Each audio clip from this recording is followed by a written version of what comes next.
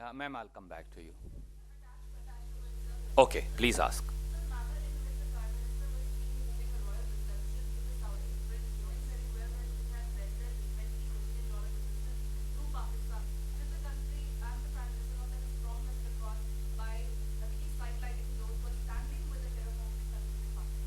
Ma'am, you also, because then I'll add an answer. Okay.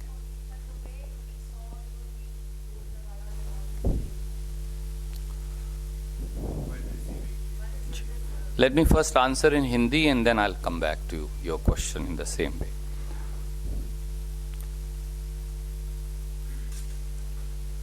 Bharat हमेशा अपने मेहमानों की मेहमान नवाजी करता है, पर आज एक गंभीर परिस्थिति देश के सामने है, क्योंकि भयावह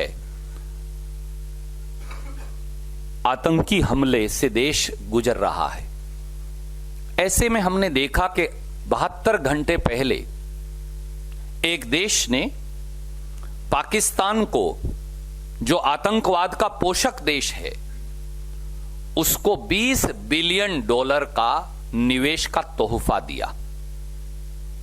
यही नहीं, उन्होंने पाकिस्तान को क्लीन चिट सर्टिफिकेट भी दिया और कहा, उस क्लीन चिट सर्टिफिकेट में उन्होंने यह भी कहा कि पाकिस्तान जो है वो आतंकवाद के बारे में उसका लड़ने का रवैया उचित है।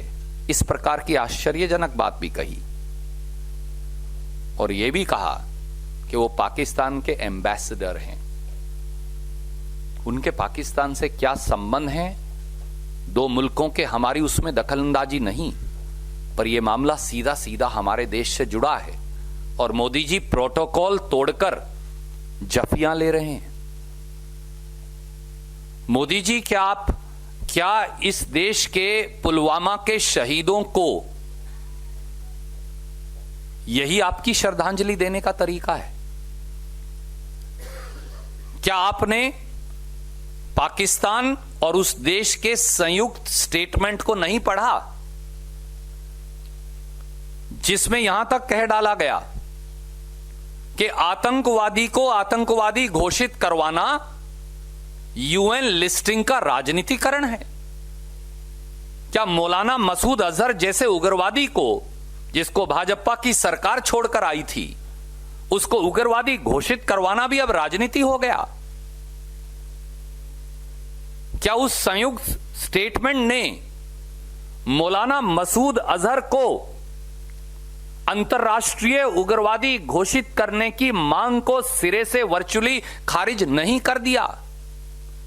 क्या मोदी जी, आपने ये बात वो मित्र देश के जो आदरणीय साथी आए थे उनके समक्ष उठाई रखी? और वो संयुक्त स्टेटमेंट जो मोदी जी ने उनके साथ जारी की, हमने वो भी पढ़ी। उसमें आप पाकिस्तान का नाम लिखना ही भूल गए। क्या कारण है? क्या कारण है कि हम इतने दब गए हैं कि हम पाकिस्तान, जो आतंकवाद का पोषक देश है, उसको स्टेटमेंट में लिखना ही भूल गए, उसकी चर्चा करना ही भूल गए। 18 फरवरी को मोदी जी कहते हैं कि अब वार्ता नहीं हो सकती, अब पूरी दुनिया को समेत भारत के कार्रवाई करनी पड़ेगी। और उसी स्टेटमेंट में 20 फरवरी को आपने कह डाला कि पाकिस्तान से केवल वार्तालाप होगी। तो 48 घंटे में ही प्रधानमंत्री अपने बयान से बदल गए। इन बातों का जवाब तो देश को देना ही पड़ेगा। To put it very, very briefly onto the question that you asked,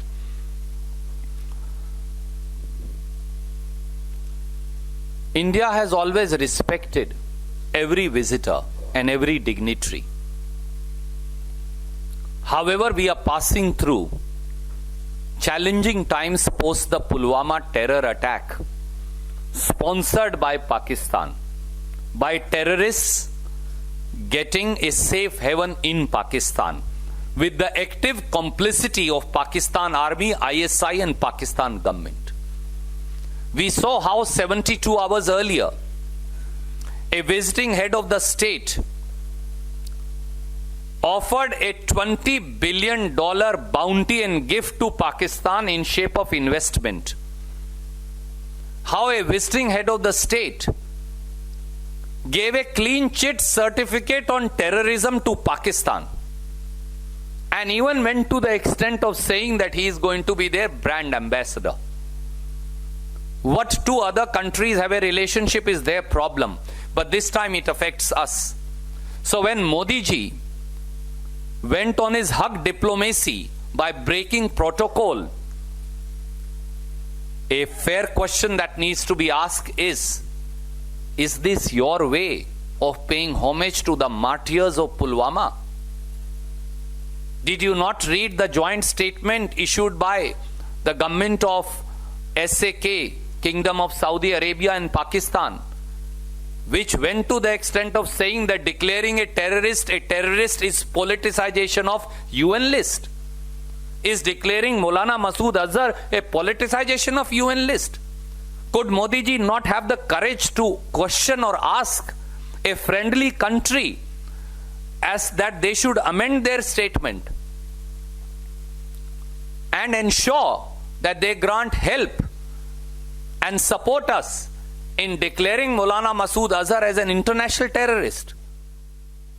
And why did Modi ji in his joint statement with a friendly country forgot to mention that Maulana Masood Azhar and JEM, their benefactor, protector and supporter is the Pakistan government, the ISI and the Pakistan army? Does our Prime Minister not have this courage?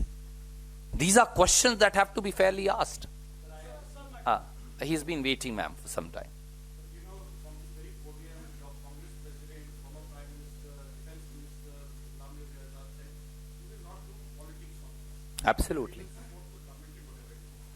Now you are, the gloves are off and the political attacks have started. Because you are saying they started, so you are retaliating and you are trying to put it in public.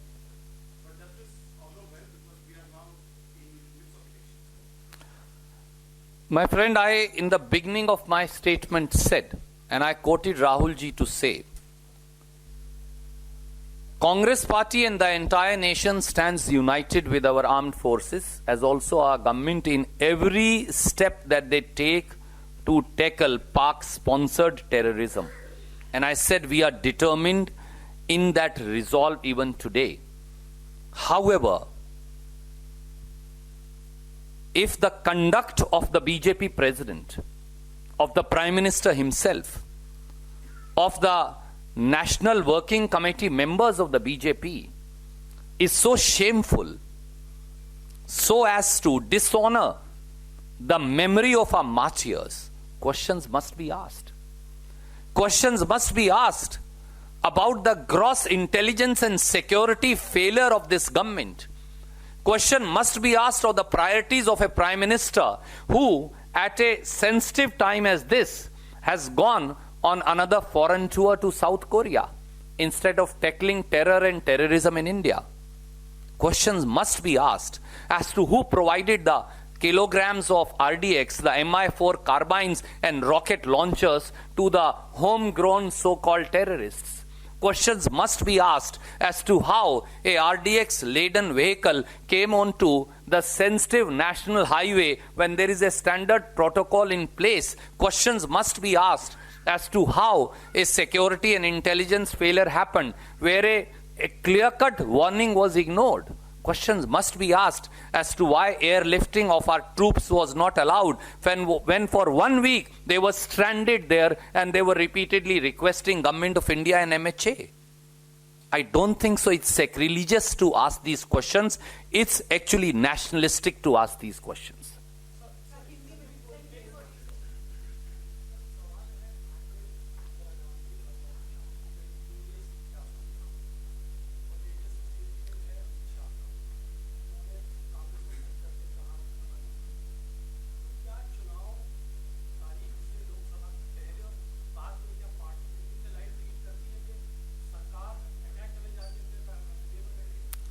देखिए, जो कार्रवाई भी भारत सरकार और हमारी सेना करेगी, हम उसका समर्थन करते हैं, हम उस संकल्प में अडिग हैं। परंतु आपके आचरण और आपके व्यवहार पर तो चर्चा होगी। अगर प्रधानमंत्री का आचरण इस प्रकार का होगा, पूरे देश के चूल्हे बंद पड़े थे।